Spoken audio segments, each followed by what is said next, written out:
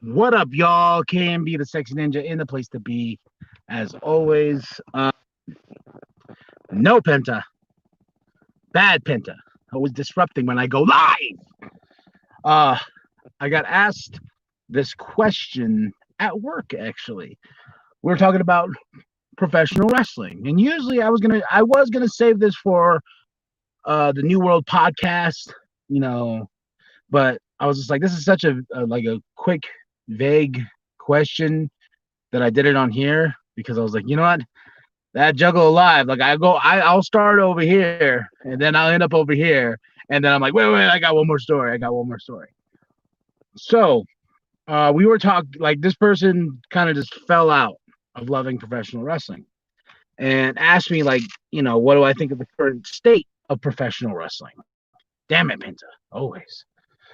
What do I think of the current state of professional wrestling? And with the no audience thing, with you know, there's no real superstar, if you will. They call them superstars. You can call anybody superstars all you want. I'm a superstar. Superstar. That's right.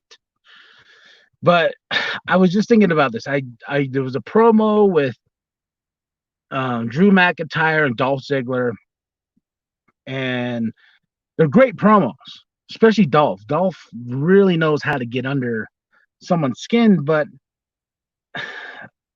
I think I love it. I watch it. Like I finally got used to watching wrestling without a crowd. It took a lot of work, but it took a lot of work to watch wrestling like in that environment. So in doing so, you got to kind of trick your brain. And then they added the NXT people, and just AEW did it too. They added people on the outside, and I've been watching. Oops, turn that off. I've been watching um older promos, especially with CM Punk. Oh my goodness. Oh, the especially the stuff when him going in to fight Cena at Money in the Bank, and then him fighting Triple H at Night of Champions, and then the SummerSlam match with him and John, and and Punk, just that delivery and having that crowd in the palm of his hands and talking about who's over and who does this, and that crowd just feeding into it. And it made me really miss a crowd in professional wrestling, like tremendously, just because these guys are so talented. Like they can just grab that crowd. And Triple H, like he just one of those people who like, especially him and CM Punk going back and forth, and when they're about to have their match and whatnot, and and he's like, I'm gonna kick your ass, and then CM Punk is like, yeah, this is Phil Brooks talking to Paul Levesque, and I was just like, damn, what up, homie? And that's the professional wrestling that I miss. I miss people who can cut promos, who can get under your skin, especially as someone in the like watching, and you're like, holy shit, I can't believe CM Punk just said Triple H's real name, And going forward to today's wrestling and watching Drew McIntyre and Dolph, I'm like, oh, this is good, but I don't care about your match. Like, I don't care about your match at all. Like, I'll watch the match. I know you guys will do great work, but looking at promos from back in the day and just promos that made you want to watch that pay-per-view. Now a pay-per-view is like, oh yeah, Extreme Rules is on, I'll watch it. Were you entertained? Yeah, I was entertained. But there's not a match on these cards anymore where it's like, I need to see that. That is something I need to watch. Like I need my eyeballs on the screen to watch that. And I miss that about professional wrestling. And I don't ever want to shit on anything. I don't want to shit on the business. I'm not a booker. I'm not anything, but it's just weird when you miss these sort of things. And I've been watching crazy promos, great matches, and everyone is busting their ass off right now with no crowd. Thank you. Thank you for doing what you do.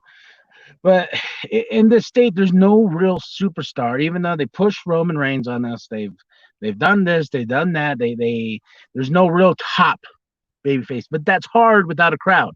Am I right? Like that's hard to build a superstar without a crowd that's going to get behind them. But of course, it's WWE, and they drop the ball on a lot of them. So, but I don't know. I miss those days, but moving forward, I don't know. I want to know what y'all think.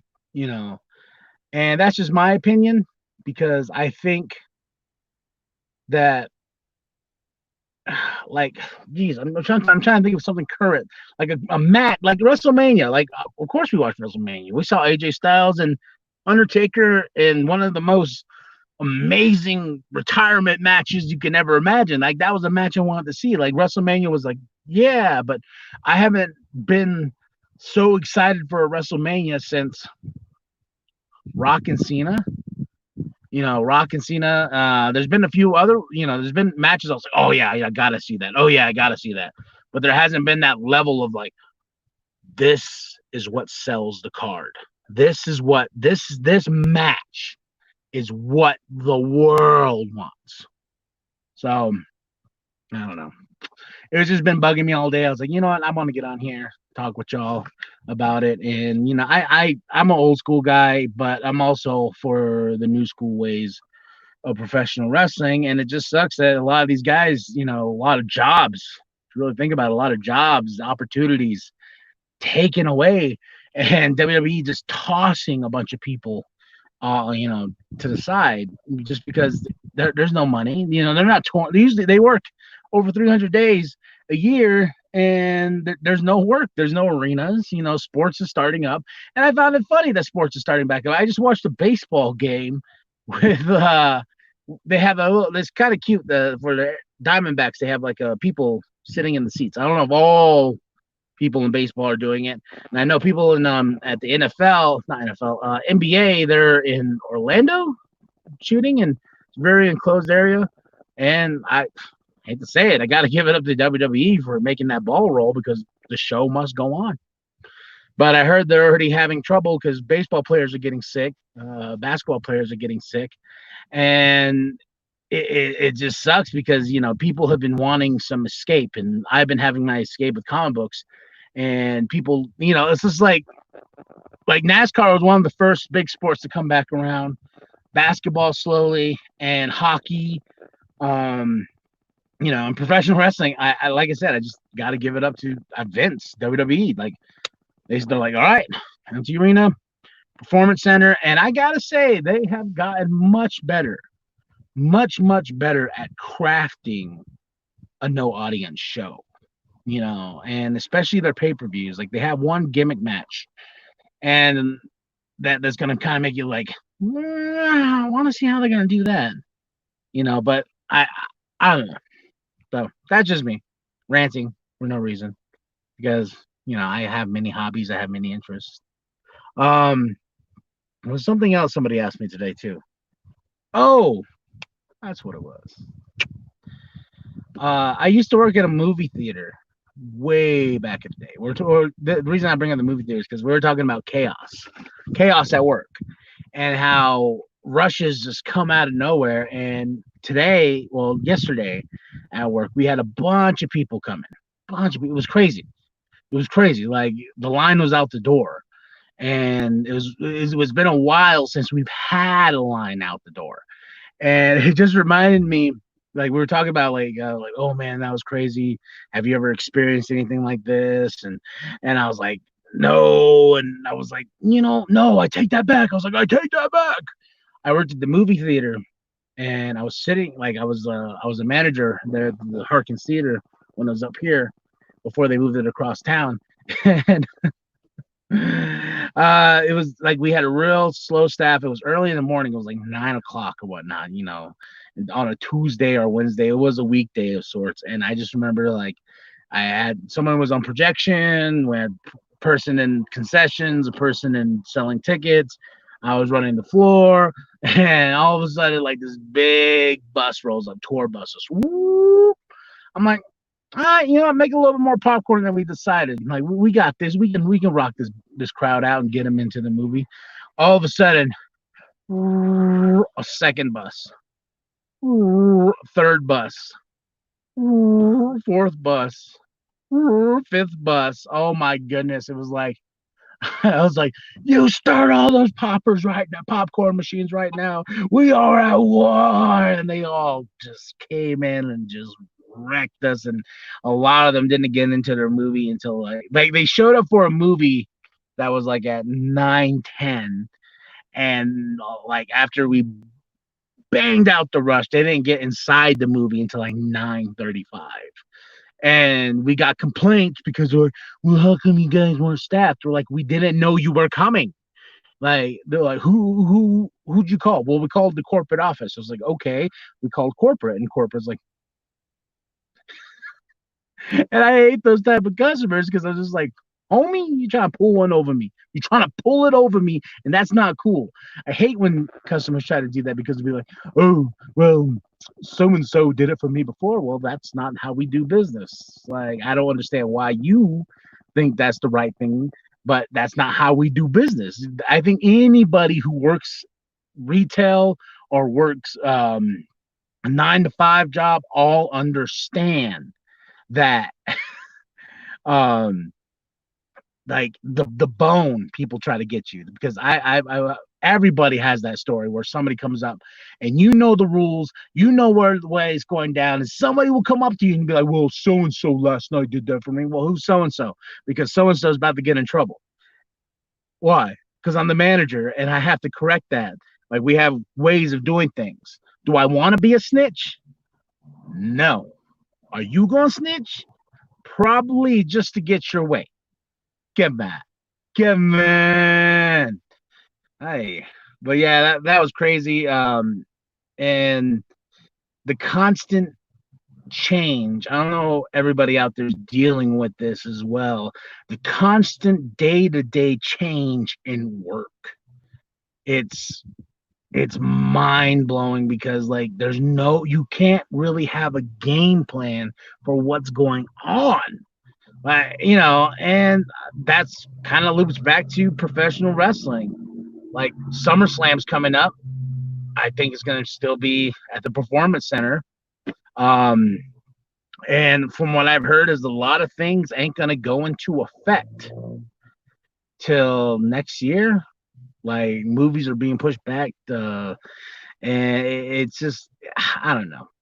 And being home all the time, not being able to go out, it wear and tears on you. But yeah, we'll get through this, right? We'll get through it together. That's what we want to do. That's why we have, like I've said before, music, movies at home, comic books, and everything like that, and just the world going around. Even books. Shit, I've been reading books.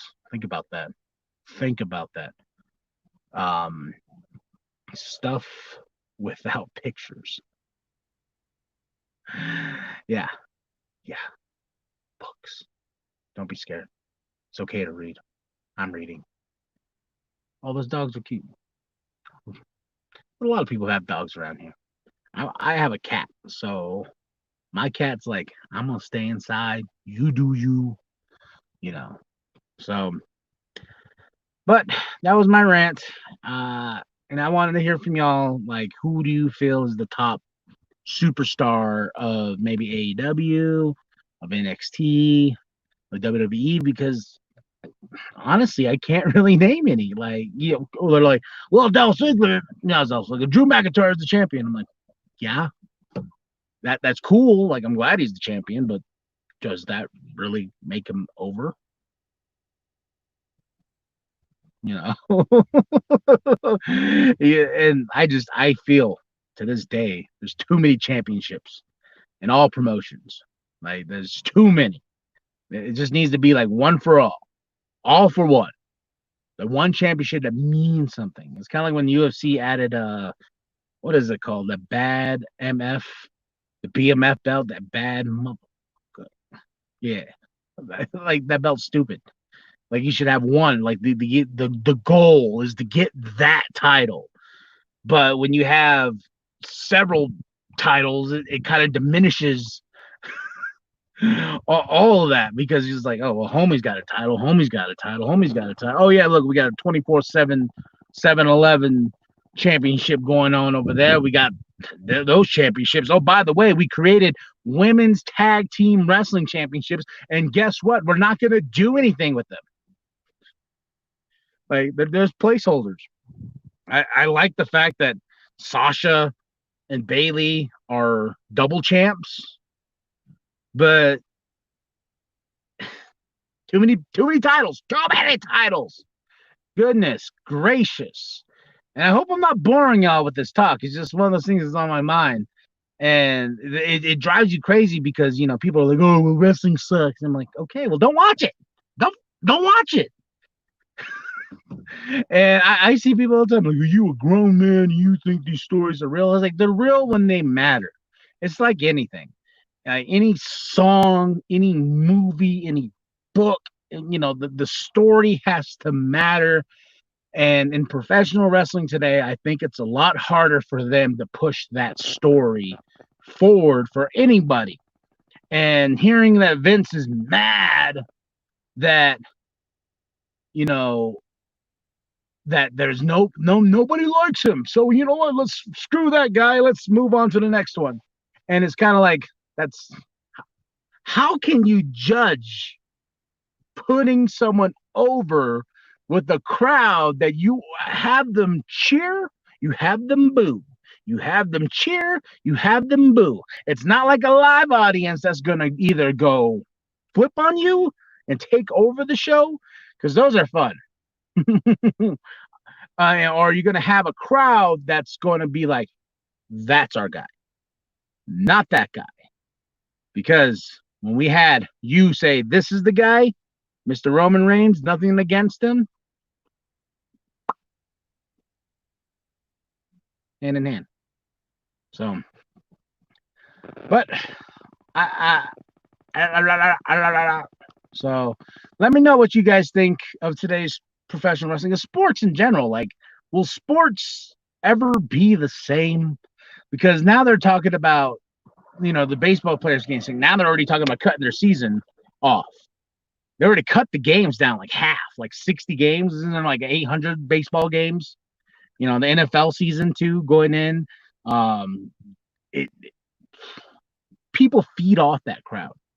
That's what sucks. Is people feed off that crowd, and the energy is, I don't know. It's just weird. Like, I think the best social distance game is baseball. Hey, JP the Wicked Ninja! To quote Kevin Nash, hell yeah, this is fake, or we'd be dead, but on occasion, the real slips in. Just got home from work? Me too. I took a nap, though. Like, I was talking about wrestling, but yeah, Big Daddy's right. And people who, like, it's so funny when people call it fake. It's so funny. My dad does that every single time I'm watching. He's just like, you know that's fake, right? And I'm like, yeah, Dad. And I know there's an already planned outcome. Oh yeah, yeah. You know that's fake, right? I'm like, going, no. Oh my goodness, like, but it's dope when the kid watches it, because then you're in that perspective of that kid. Like, my kid watches and she's like, oh my God, they're really kicking each other's ass. I'm like, yeah.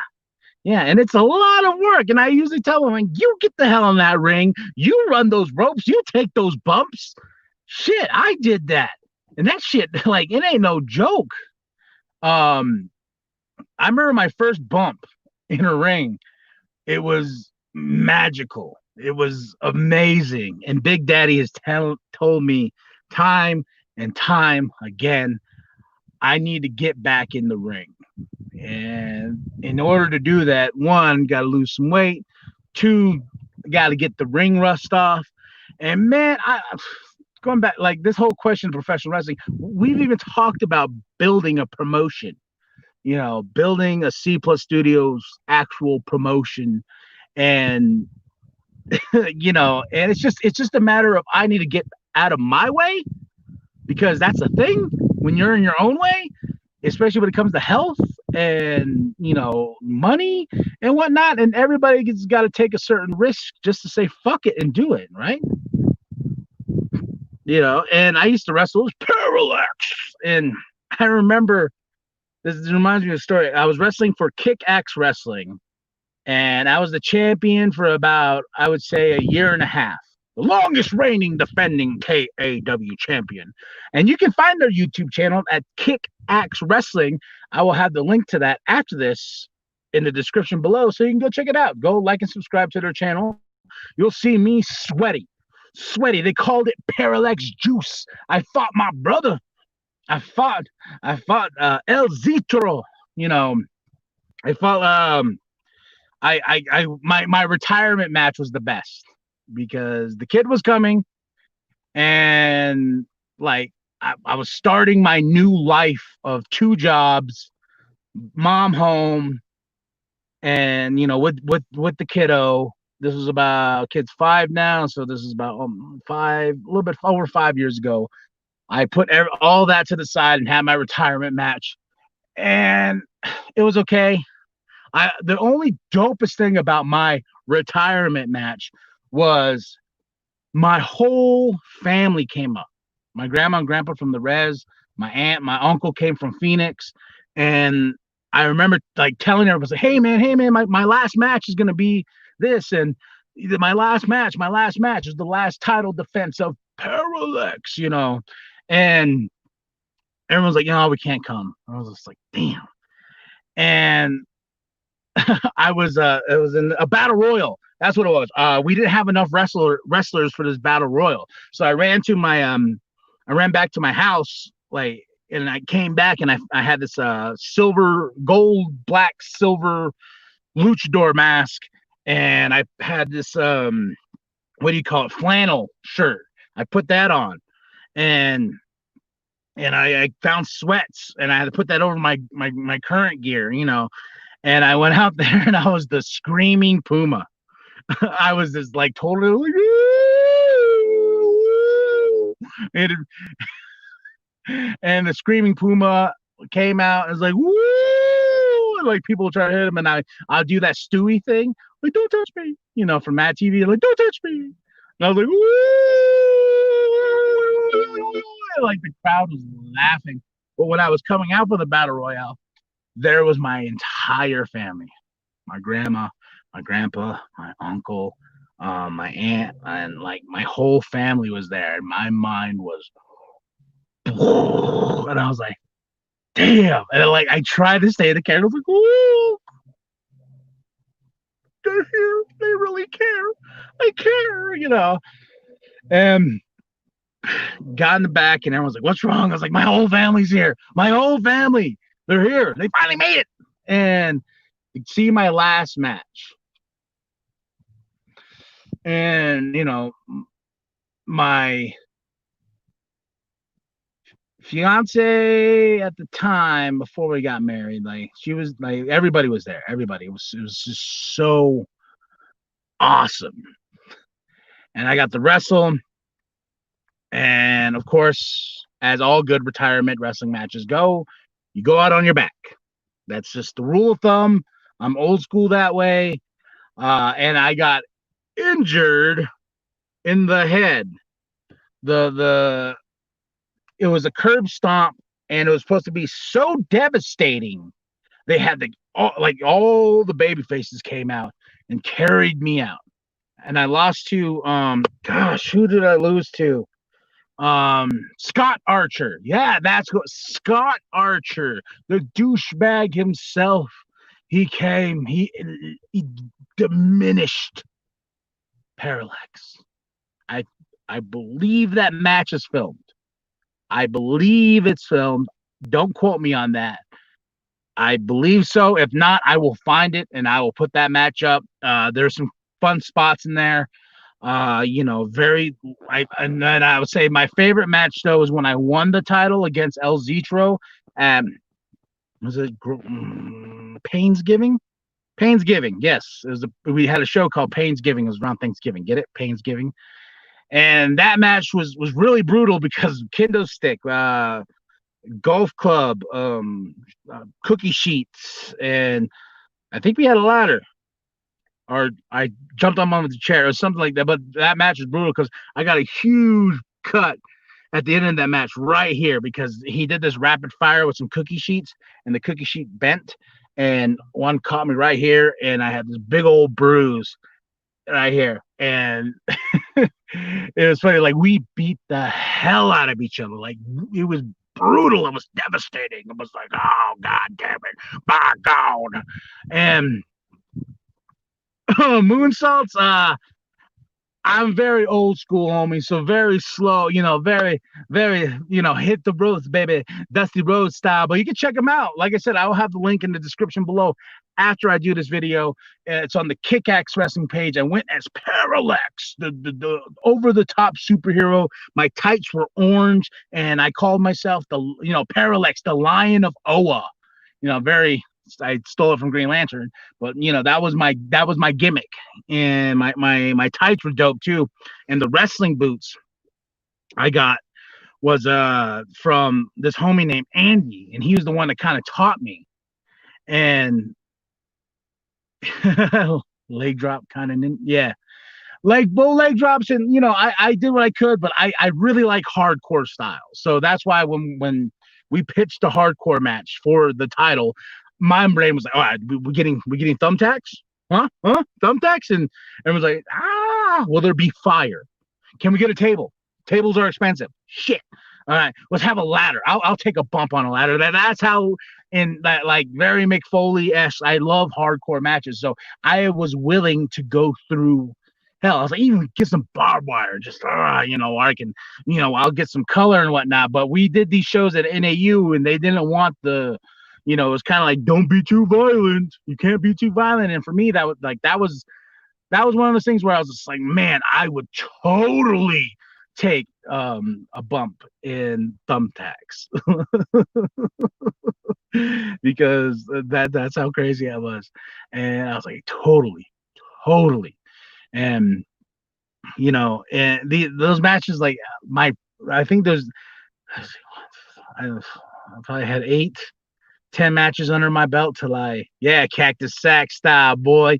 Yay. That's hardcore, man. And it's just so funny. It's like, people I threw these ideas to. I was like, hey, let's do this. Like, for my last match, I wanted to, I did a backflip onto this hard basketball court. Like, I was supposed to power bomb Scott Archer, and he did a heel, bam. I was like, oh, then bam, flipped me right onto the hard ground, bam. And that was one of my favorite bumps.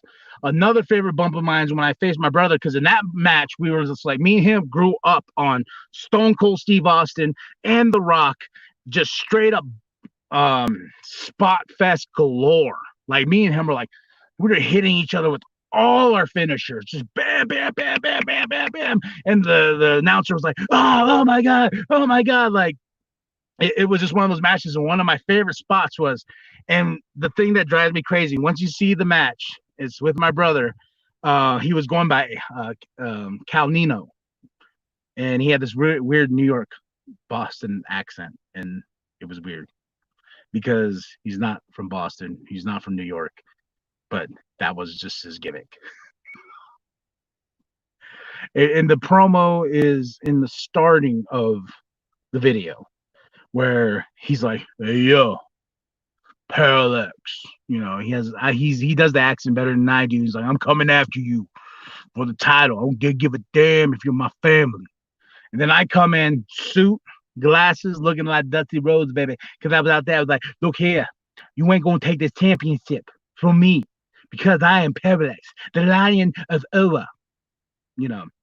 And in that match, but like I said, one of my favorite spots. But the only thing I don't like about that spot in the video is I hear myself go, I told him, I was like, low bar, and to pull the rope down. So I go, bam, he's right there, and I'm gonna, like, hit him over the, get him with a clothesline to have him go over the rope. But before I do that, he pulls the rope down, and the top rope, and I go, whoo.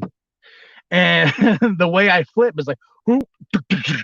I was just like, and he tried to grab me. I was like, hold on. But you hear me say, all right, bam, go for it. But that spot is still one of my favorites, just because it looks so brutal, because my ass just goes, wow, bam, onto the floor.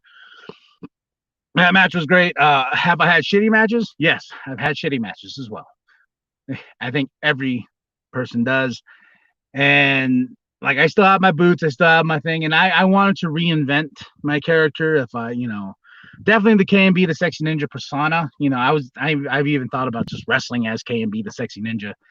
But there was a wrestling gimmick that I threw out there, like before, like, when I joined KW, like, okay, well, we gotta get your gimmick and all this and that. Cena, Cena style. And I pitched him. I was like, yo, I want to be JJ. They're like, what's JJ stand for? I'm like, Juggalo Joe. Like the Samoa Joe, but Juggalo Joe. And I was just like, all right. And I had what do you call it? Camel style shorts with the Hatchet Man on it. And and I had a shirt that I was gonna design, and it was gonna be like JJ, and then on the bottom Juggalo Joe, and I was gonna kind of have that look that Kevin Owens has, with his shorts and his chopped shirt and this and that, and I was just gonna be crazy. I was like, yeah, just throw me through anything, throw me through barbed wire, throw me through this, and I was like, you can't be Juggalo Joe. I'm like, why not? JJ Juggalo Joe. I was like, it's easy to chant. And everyone was just like, no, you cannot be Juggalo Joe. So I was just like, you sons of bitches. But if I was going to come back, it would be KMB the Sexy Ninja. I've actually looked at some gear and some colors and whatnot, but my goal is to lose the gut because my biggest beef is food. That is my true Achilles heel, is food. But never say never, right? Never say never. But yeah, it was kind of shitty that Juggalo Joe never happened. I've always wanted to see Juggalo Joe, but at least I created two characters, Parallax, the Lion of Oa, and I created the Screaming Puma, who just goes, and I got to come back as Parallax for one match, but I was just there. I was like a legend. I shouldn't have been there. But I was there because I even had my boots on and this and that. And I came out, took a bump. That's it. That's all. They crowned a new champion in some tournament. And I'm like, I'm there. I'm like, yeah, damn it. I wish I wrestled, but I'm retired, but I'm back, but I'm not. And last time, but the Screaming Puma was there. And yeah, good times. And totally in a heartbeat, I would get a professional wrestling ring, put on some C+ Studios wrestling. I think that would be fantastic, and just make magic. Shit. Even if it's just myself, I'll wrestle a broom. I'll go that length. If anybody gets that reference, show must go on. Show must go on. Hey, Biffmeatslab's in the house. JP, Big Daddy. Oh my goodness, everyone's here.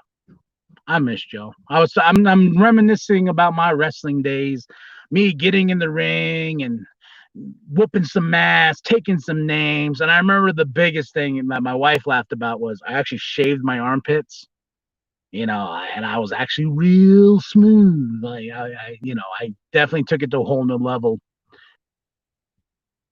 You might get more viewers if you weren't competing with Shaggy and the Creep. Yeah. About that was when I set the time for this, and I scheduled it and whatnot, and I already put it on Instagram. I'm like, hey guys, I'm going live. Hey, and all of a sudden I looked at Instagram, and like right when I posted that post, Shaggy the Creep Show popped up and said, hey, we're going on live now too. And I'm just like, well, I know this ain't gonna turn out too well. But I was just like, you know what, fuck it, the show must go on, baby. The show must go on, and I'm just gonna talk, and people walking by left and right looking at me, and I'm just like, meh. But yeah, you are right, though. I did take into consideration the Shaggy and the Creep Show. It's a great show. I'm going to watch it a little bit later. And, but yeah, I kind of really shot myself in the foot with that one. Like 100%, 24 Eyes. But, we still got some ninjas here. We're still chilling. All of us are chilling. Talking about professional wrestling. Talking about me going through shit. Like, I want, one day, though, I will take that thumbtack bump. Even if it's not in a wrestling ring, even if it's for a video for here, I'm just going to be like, all right, Big Daddy, pick my ass up and bam on some thumbtacks, and we'll see what happens. Because that was one of my goals. Another one of my goals is to get through a table. Yeah, I've always wanted to go through a table. That especially off the top ladder and whatnot. You're gonna watch it tomorrow? Yeah, that's what I was probably gonna do. But I understood what he said when he's like, yo, you're competing, and I'm not competing. I didn't mean to compete. Made I made the stream time and this and that. And as soon as I saw it, I was like, well, I'm gonna get the bone because honestly, they're gonna be like, fuck you, KMB. I'm gonna go watch Shaggy and the Creep. And I'll be like, I don't blame you. They're doing really, really well in that show. The last episode where they went to the bear park and whatnot, that was dope. That was awesome. Those guys provide great and good entertainment. But yeah, so I think the next stream. So let's plan this right now. Okay, let's plan this right now. The next stream will be this Thursday. Same bat time, same bat channel, 5:30. I will plan it ahead of time. But first, look at it, make sure Shaggy and the Creep ain't doing nothing or a bunch of other ninjas doing something because I ain't getting the bone again. Not on anybody but me because that's who I am and that's who I be because I'm KMB. But thank you for chilling. Thank you for listening to my stories. Thank you for just being here. You know, I love every single one of y'all, you know, just for chilling. So, all right, y'all. Like and subscribe. Share it with your grandma. Share it with your grandpa. Share it with the bum down at Walmart. If you want to get some cool C+ gear, you know, like I've told everybody, you can go to T Public. We you know, they got sweaters, they got T-shirts, they got everything now. They got face masks because everyone's wearing masks. Everyone be safe. You know, watch out for each other. Love each other.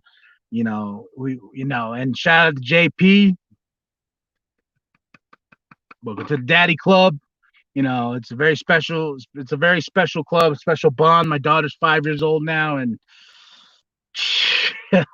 oh man, it is wild. It is wild. So, like I said, love y'all. Thank you very much for joining me. So Thursday, that Juggalo live. Hopefully, I'm not competing. And then yes, when in